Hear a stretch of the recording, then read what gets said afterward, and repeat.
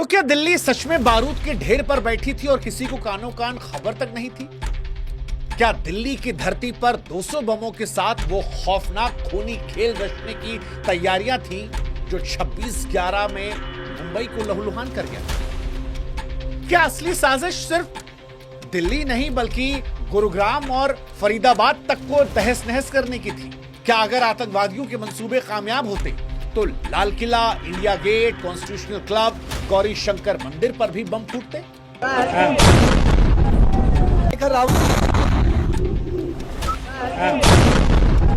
क्या सफेदपोश डॉक्टर आतंकवादियों का मकसद सिर्फ धमाका करना नहीं बल्कि हिंदुस्तान में धर्म के नाम पर देश को तोड़ने की कोशिश थी? हिंदू मुसलमान के दंगे करवाने की कोशिश थी?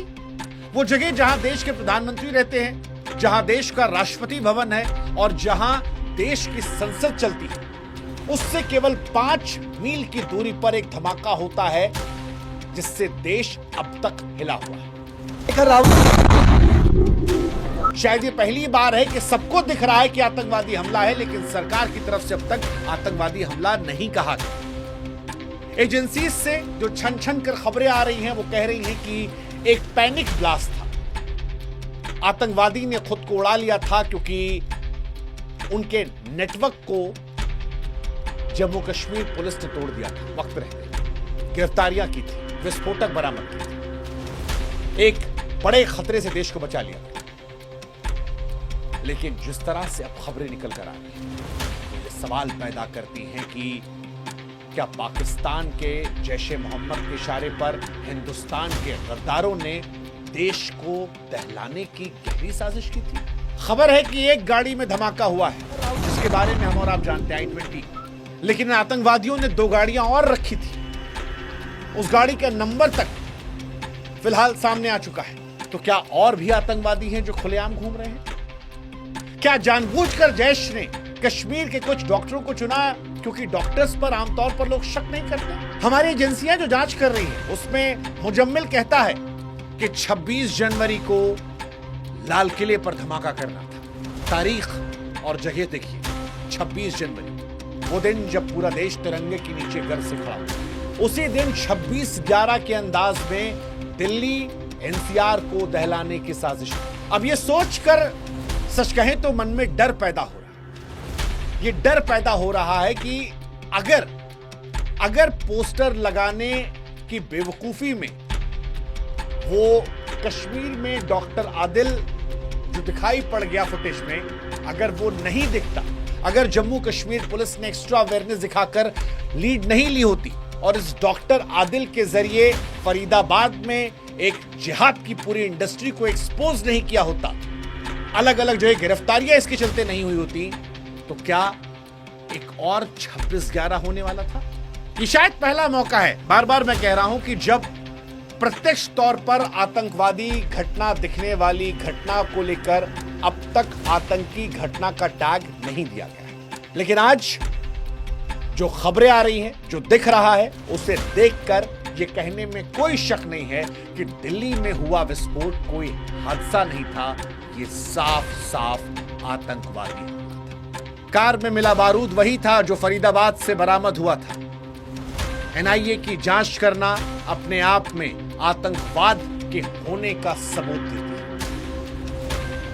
और ये घटना ये बताती है कि जैसे पुराने जमाने में हमारे घर के दुश्मन घर के किलों को खोलकर दुश्मन को घर में घुसने का मौका देते थे और राज्यों की बर्बादी करवाते थे, वैसे ही इस बार भी दुश्मन सरहद पार खतरनाक नहीं है। दुश्मन वो खतरनाक जो हमारे आपके बीच में बैठा है। दुश्मन की कोशिश हिंदुस्तान के खिलाफ जंग के ऐलान की थी। इसे आप देश का सौभाग्य कहेंगे, सुरक्षा एजेंसियों की मुस्तैदी कहेंगे, या फिर आतंकवादियों की एक छोटी सी गलती जिससे आज 26/11 होने से जो कुछ हुआ है अभी उससे हम ओवर नहीं हो पाए। अभी भी अगर आप जाएंगे लाल किले के आसपास और लोगों से बात करेंगे, और तमाम टीवी चैनल्स गए हैं, तो लोग कह रहे हैं कि भाई साहब ये 10-12 जो नंबर मौत का आ रहा है ये कम है, ये ज्यादा होगा, क्योंकि लाल किले पर रेड लाइट पर यह गाड़ी में धमाका हुआ है। 300 मीटर दूर किसी की उंगली, किसी का फेफड़ा, किसी का गुर्दा, किसी का मांस का टुकड़ा पड़ा था। और यह वो इलाका है जहां पर भीड़ बहुत ज्यादा थी। एक सीसीटीवी फुटेज आया है और उस सीसीटीवी फुटेज को देखकर आप अंदाजा लगा सकते हैं कितनी भीड़ थी। और इसके बाद अगर 300 मीटर दूर तक छटक के गया तो क्या केवल 10 लोग थे? क्योंकि स्थानीय लोग कह रहे हैं, वो गरीब लोग जो आस पास रेहड़ी पटरी पर काम करते हैं, कह रहे हैं कि यहां बहुत सारे लोग थे जो रेहड़ी पटरी वाले थे, जो बच्चे थे, जो जाते थे सामान बेचने, गाड़ी देखकर टूट जाते थे। और रेड लाइट पर सबसे ज्यादा वो लोग एक्टिव होते हैं। लेकिन इसके बावजूद हम ये कह रहे हैं कि जो तैयारी थी, जो प्लानिंग थी, जो साजिश थी, अगर वो पूरी तरह मुकम्मल अंजाम दी जाती तो शायद ये देश एक और 26/11 के सदमे में होता। आज हम आपको बताएंगे कैसे एक छोटी गलती से 26/11 होते होते, क्योंकि तैयारी 26/11 की। हमारी आपसे गुजारिश है कि आप हमारे व्हाट्सएप चैनल को अगर अब तक सब्सक्राइब नहीं किया तो कर लीजिए, क्योंकि लगातार हम वीडियोस बना रहे हैं और आप तक इस घटना को लेकर जानकारियां हम पहुंचा रहे हैं। आप तक पहुंचने में आसानी होगी। लिंक हमने डिस्क्रिप्शन में, कमेंट सेक्शन में डाला। लेकिन ये आतंकवादियों के पकड़े जाने की कहानी किसी फिल्म के स्क्रिप्ट से कम नहीं है। हालांकि ये कोई काल्पनिक अध्याय नहीं है जो हम आपको बताने जा रहे हैं। ये कड़वा सच है जो जांच की रोशनी में सामने आया है। कैसे मेडिकल प्रोफेशंस यानी डॉक्टर्स की आड़ में हिंसा की सुसज्जित मशीनरी बनाई गई। कैसे नेटवर्क ने पोस्टरों के जरिए सुराग छोड़े और फिर सुरक्षा बलों ने परत दर परत उसके जाल को काटकर 26/11 होने से बचाया। अब इस कहानी को शुरू से शुरू करते हैं। इस कहानी के पहले 2 किरदार जो आते हैं वो आता है डॉक्टर मुजम्मिल। वही डॉक्टर मुजम्मिल जो इन दिनों एजेंसियों को बता रहा है कि हम लाल किले पर हमला करने वाले थे, 200 बम हमने बना रखे थे, हमारा टारगेट फरीदाबाद भी था, हमारा टारगेट गुड़गांव में, 26/11 के टारगेट। और दूसरा डॉक्टर उमर, वही उमर जो I-20 कार में बैठा था और लाल किले के सामने बम से उड़ा दिया। ये दोनों कश्मीर के पुलवामा जिले के रहने वाले हैं। इन दोनों घर जो है वो 800 मीटर की दूरी पर है। इन दोनों ने साथ साथ पढ़ाई करी, MBBS किया, डॉक्टर बने। इनके गांव वाले सोचते थे कि यह गांव का गुरूर है। उमर मर गया है, मुजम्मिल जेल में है और गांव वाले धिक्कार रहे, थूक रहे इन पर। उमर के बहनोई साहब बता रहे थे कि उमर ने कहा था 4 दिन बाद घर आएगा। अब उसका DNA पहुंचा है, उसके माँ बाप को उठाया गया है, घर वालों को उठाया गया है वेरीफाई करने के लिए। परिवार भी कह रहा है कि हम क्या कहें, क्या ही कहेंगे। जब कहना था, पकड़ना था, तब कुछ कहा नहीं, अब क्या कहेंगे। लेकिन ये सारी कहानी एक्सपोज हुई एक कागज के टुकड़े से।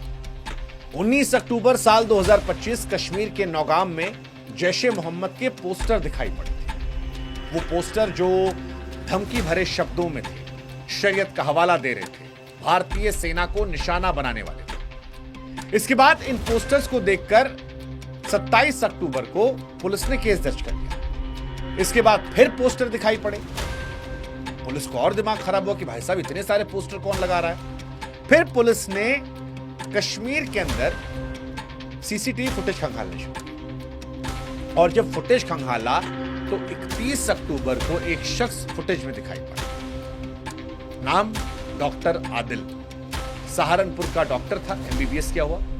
वो पोस्टर वाले इलाकों में चक्कर काट रहा था। पुलिस ने सर्विलांस शुरू करी तो पता लगा कि आदिल जो है वो गद्दार है, हमारे देश के दुश्मनों से बात कर रहा था। उसकी लोकेशन मिली, फिर उसे धर दबोचा गया। उसके पास से AK-47 ग्रेनेड विस्फोटक बरामद हुए। फिर इसी आदिल ने बताया कि फरीदाबाद के अंदर एक डॉक्टर है, डॉक्टर मुजम्मिल, उसके पास बहुत सारा विस्फोटक है। पुलिस ने सुताई की होगी, बताया उसने। 9 नवंबर को जम्मू कश्मीर पुलिस फरीदाबाद पहुंचती है और अगले दिन मुजम्मिल को पकड़ लेती है। आपके मन में यह भी सवाल आया होगा बीच में कि उस पोस्टर में ऐसा क्या लिखा था जो इतना गंभीरता से पुलिस ने ले लिया। तो पोस्टर में लिखा था कि उम्मीद है आप ठीक होंगे। पोस्टर में लिखा था जो हमने कहा उस पर अमल करो, हम देख रहे हैं कि आप लोग गुनाहों में डूबे हैं, शरीयत के खिलाफ काम बंद करो वरना शरीयत के मुताबिक एक्शन।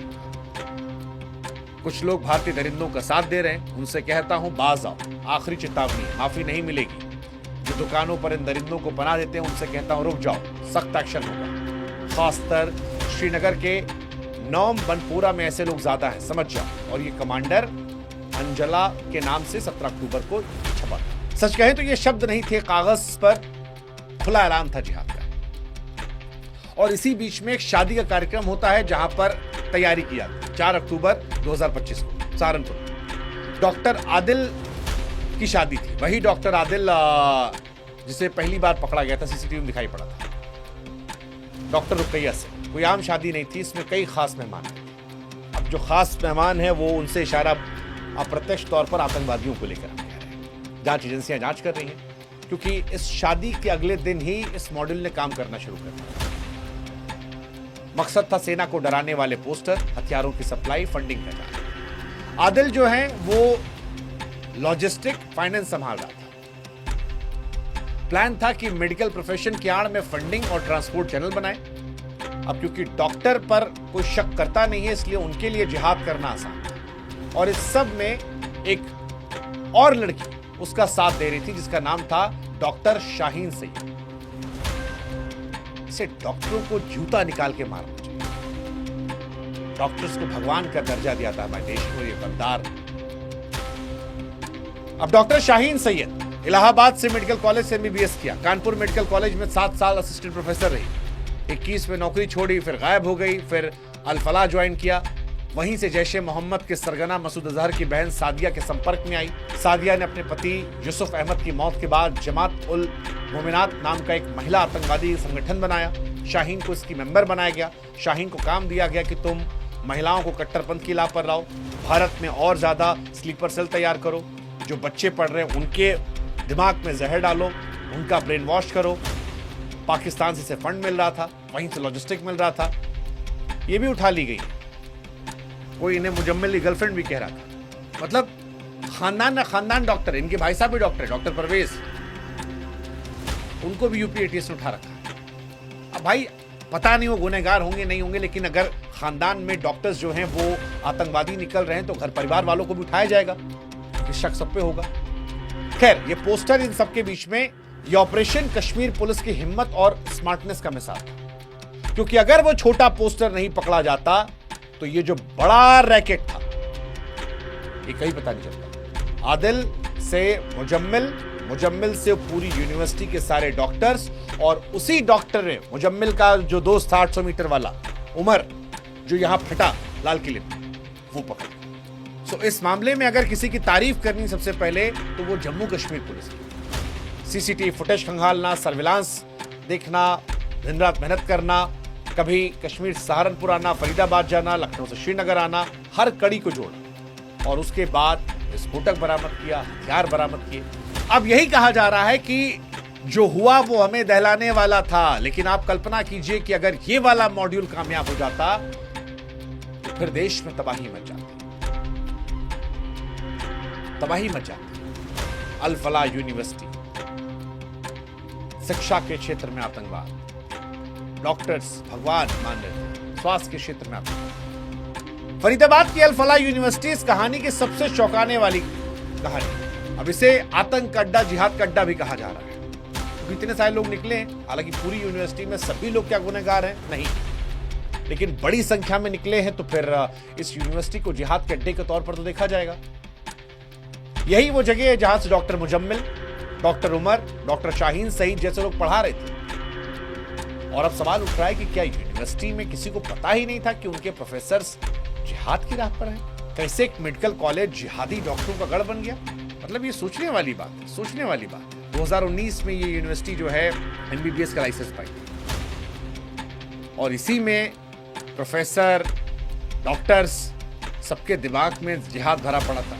ये दिन भर बच्चों को पढ़ाते, शाहीन सईद, मुजम्मिल, उमर, और फिर प्लानिंग कर मेडिकल प्रोफेशन की आड़ में हथियार, विस्फोटक जमा कर रहे थे। सवाल यह कि यूनिवर्सिटी में कोई बैकग्राउंड चेक नहीं था, किसी को शक नहीं हुआ। अब एजेंसियां लगी पड़ी हैं, पूरी यूनिवर्सिटी में छानबीन की जा रही है कि कैसे ये जिहाद का अड्डा बन गई। क्या इसके पीछे भी कोई प्लानिंग थी? क्योंकि वो कहानी तो आ रही है ना कि 19 में लाइसेंस मिला है, जो मोहतरमा डॉक्टर थी यहाँ पे ये भी 21 में आई हैं। तो क्या ये सब कोइंसिडेंस है? आतंकवाद के मामले में कुछ कोइंसिडेंस नहीं होता, इसीलिए शक और गहरा हो रहा है। फिलहाल जिस गांव से ये लोग आते हैं, मुजम्मिल उमर गांव, उसमें लोग हमारे डॉक्टर साहब कह के गर्व करते थे, आज थूक रहे हैं इन लोगों पर। इनके माँ बाप को शर्मिंदगी दे रहे, लानत मान दे रहे। उमर की माँ रो रो कर कह रही कि हमें क्या पता था बेटा हमारा ये सब करेगा। गांव वाले चुप है। लेकिन अब कहानी सिर्फ दो दोस्तों की नहीं है, उस खतरे की है जो सफेद कोट के पीछे छिपा था। आज भी डॉक्टर पकड़े गए, लगातार डॉक्टर पकड़े जा रहे हैं और सवाल भी बहुत सारे उठ रहे हैं कि कैसे यूनिवर्सिटी जिहादियों का अड्डा बन जाती है, मैनेजमेंट कैसे खामोश होती है। खबर तो यहां तक आई कि इस यूनिवर्सिटी को फंड जो है वो अरब से आकर कोई दे रहा था। वो साल भर में एक बार आते थे। क्या वहीं से यह आतंकवाद का खेल चल रहा था? और MBBS किए हुए लोग, पढ़े लिखे लोग जिहाद की राह पर, आतंकवाद की राह पर चल पड़े। क्या यह सिर्फ ब्रेन वॉश का नतीजा है कि डॉक्टर आतंकवादी बन गए, या आतंकवादियों को डॉक्टर बनवाए गए ताकि शक ना हो? ये सवाल बड़ा महत्वपूर्ण है और ये सवाल परेशान करने वाला। पढ़ा लिखा आतंकवादी देश के लिए सबसे बड़ा खतरा होता, दुनिया के लिए खतरा होता, और ये सब पढ़े लिखे शार्प ब्रेन वाले लोग थे। इसी वजह से इतना बड़ा मॉड्यूल इतनी चालाकी से काम कर रहा था। सवाल ये भी, क्या देश में ऐसे और भी लोग होंगे, और भी डॉक्टर इंजीनियर? कितनों पे शक करेंगे? सवाल बहुत महत्वपूर्ण है क्योंकि डर बना हुआ है। दिल्ली वाली घटना हड़बड़ाहट में कितने स्लीपर सेल ऐसे, भारत बच गया क्योंकि कश्मीर पुलिस ने छोटे से पोस्टर से पूरे जिहादी नेटवर्क को धराशायी कर दिया। लेकिन कश्मीर पुलिस अगर ऐसा नहीं कर पाती, वो स्मार्ट नहीं होती, तो क्या होता ये सोचकर आपकी हालत खराब होती। फिलहाल ये जीत एक पड़ाव है, लेकिन अल-फलाह जैसे संस्थानों की जांच, फंडिंग, कसरत, जिहादी ब्रेन वॉश की जड़ से खात्मा, बहुत कुछ करना होगा हमारी तहसीस को। ये कहानी खत्म नहीं हुई है, चेतावनी है कि दुश्मन बंदूक नहीं, अब सफेदपोश डॉक्टर बनकर इलाज करते हुए घूम रहा है। सफेद कोट के पीछे कोई आतंकवादी हो सकता है। इस बार पोस्टर मिला कि अगली बार इतने खुशकिस्मत होंगे हम। इसलिए दुआ भी कीजिएगा और अपने आसपास नजर भी रखिएगा, आतंकवादियों से बचने के लिए।